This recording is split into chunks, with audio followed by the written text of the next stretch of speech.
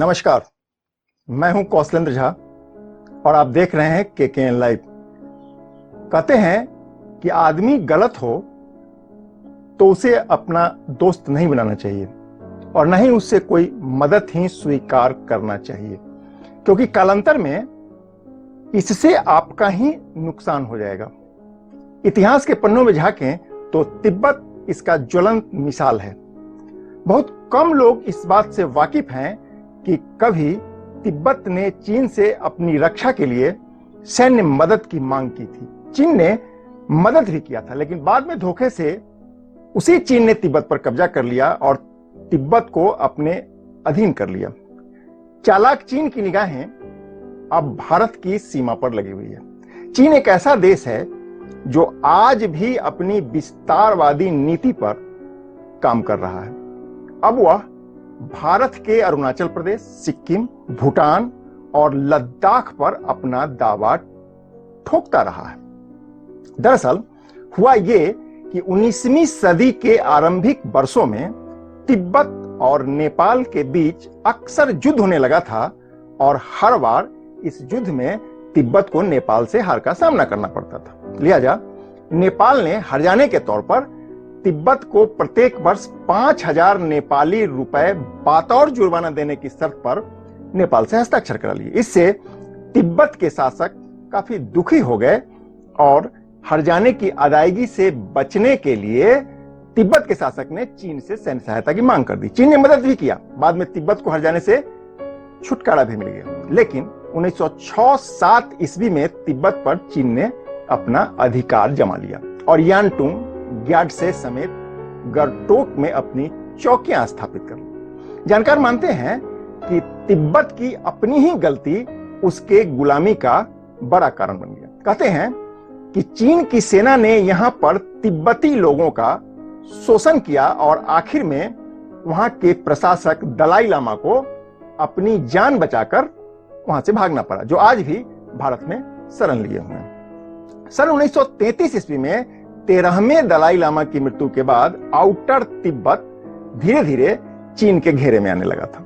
14वें दलाई लामा ने 1940 ईस्वी में शासन भार संभाला। 1950 ईस्वी में पंछेन लामा के चुनाव को लेकर दोनों देशों के बीच शक्ति प्रदर्शन की नौबत आ गई और चीन को आक्रमण करने का एक बहाना मिल गया। 1951 की संधि के अनुसार साम्यवादी चीन के प्रशासन में इनर तिब्बत को एक स्वतंत्र राज्य घोषित कर दिया गया। इसी समय भूमि सुधार कानून एवं दलाई लामा के अधिकारों में कटौती होने के कारण असंतोष की आग सुलगने लगी, जो 1956 एवं 1959 ईस्वी में काफी भड़क उठी थी, लेकिन बल प्रयोग द्वारा चीन ने इसे दबा दिया।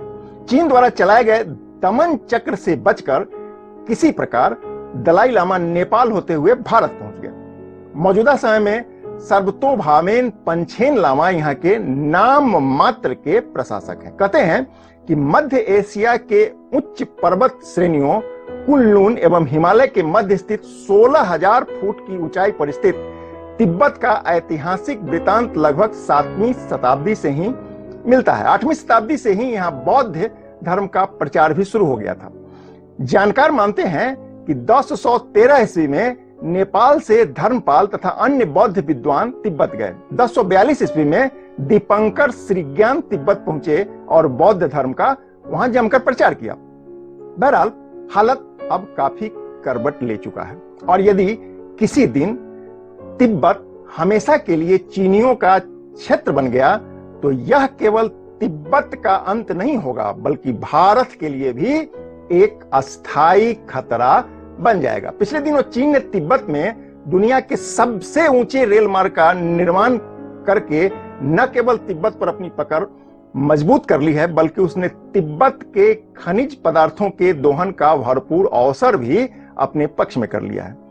इससे चीन की सामरिक शक्ति में वृद्धि होगी, जो अंततः भारत के लिए चिंता का बड़ा कारण बन सकता है। तिब्बत जैसा शांति प्रिय देश आज चीन के सैन्यीकरण का मुख्य अड्डा बनकर रह गया है। जिस देश को दुनिया की उजली, स्वच्छ और सफेद छत माना जाता था, वही देश आज आणविक रेडियोधर्मी और कचरा फेंकने वाला कूड़ादान बनकर रह गया है। नतीजा, यहां से निकलने वाली नदियों का जल धीरे धीरे भयानक रूप से प्रदूषित होता जा रहा है। बताते चलें कि ये नदियां अक्सस, सिंधु, ब्रह्मपुत्र, इरावदी आदि हैं जो दक्षिणी एशिया के अनेक देशों में बहती है, जिनमें भारत और बांग्लादेश जैसे घनी आबादी वाले देश शामिल हैं जो इन नदियों का जल स्रोत इस्तेमाल करते हैं। अगर हम अतीत में लौटते हैं तो कई रोचक जानकारियां हमारे सामने आती है। आपको शायद यह जानकारी नहीं हो कि तिब्बत एक विशाल साम्राज्य हुआ करता था जो 7वीं सदी में काफी विकसित हुआ करता था। उन दिनों सेन गैम्पो तिब्बत का शासक हुआ करते थे।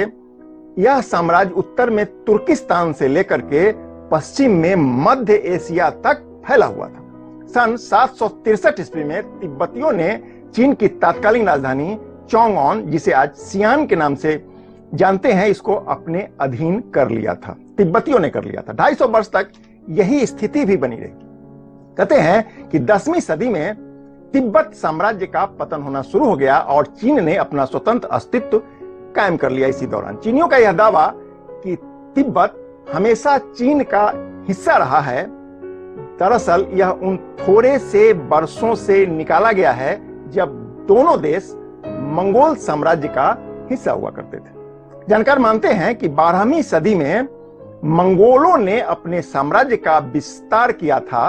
1207 ईस्वी में तिब्बत मंगोल के अधीन हुआ करता था और 1280 ईस्वी के आसपास मंगोल ने चीन को अपने अधीन कर लिया था। सिर्फ यही एक समय था जब तिब्बत और चीन एक साथ मंगोल साम्राज्य का हिस्सा हुआ करता था। अब अगर चीन की इसी आधार पर इसी दावा को सत्य माने तो तिब्बत पर अपने अधिकार का वह दावा करता है। तो क्या भारत को भी इसी नाते म्यांमार, ऑस्ट्रेलिया, न्यूजीलैंड और हांगकांग पर अपना दावा करना चाहिए, क्योंकि ये सभी कभी ब्रिटिश साम्राज्य का हिस्सा हुआ करते थे। आपके लिए यहां यह जानना भी बेहद जरूरी है कि चीनियों के आने से पहले 1550 ईस्वी तक तिब्बत में 6000 मठ और मंदिर थे और इसमें करीब 6 लाख भिक्षु निवास करते थे। 1789 ईस्वी में एक सर्वेक्षण में पाया गया कि उनमें से अधिकांश भिक्षु और भिक्षुनियां या तो मार दिए गए या फिर लापता हो चुके। अब मात्र 60 मठ ही तिब्बत में बचे हैं। उनमें से अधिकांश नष्ट होने के कगार पर हैं। चीनियों ने योजनाबद्ध तरीके से मठ और मंदिरों को डायनामाइट के विस्फोट से नष्ट कर दिया, किंतु इसके पहले चीनियों ने मठों से बेशकीमती धार्मिक महत्व की कलाकृति, प्राचीन दुर्लभ पांडुलिपि, प्राचीन मूर्ति एवं अमूल्य प्राचीन थंका चित्रों को वहां से निकालकर अंतरराष्ट्रीय बाजार में अरबों डॉलर की कीमत में बेचकर इससे मोटी कमाई कर ली है। चीन ने तिब्बत में पाई जाने वाली खनिज संपदा पर भी कब्जा कर लिया।